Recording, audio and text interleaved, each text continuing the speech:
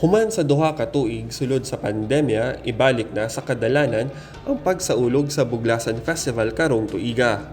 Mao kini ang pinakaingrandeng cultural activity sa Negros Oriental na gitawag sab og Festival of Festivals. Gitakda ang pagsaulog sa Buglasan sa bulan sa Oktubre o gipahigayon ni sa Pantawan area sa Rizal Boulevard sa Dakbayan sa Dumaguete.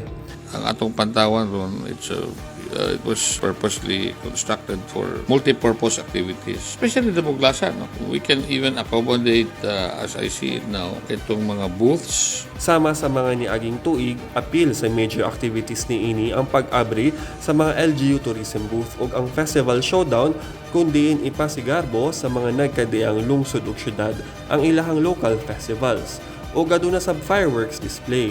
So far, if I count, murag 14 ang mga appeals actual ka ng festivals, but the whole 25 will join the booths.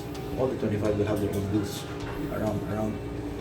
Ang kagamhanan sa probinsya nagahin og 11.9 million pesos na budget alang niini. Matod pa ni Mayor Remolyo, iyan ang gipaspasan ang pag-ayo sa ubang parte sa Pantawan aron andam na gyud kini alang sa pagsaulog sa Buglasan Festival.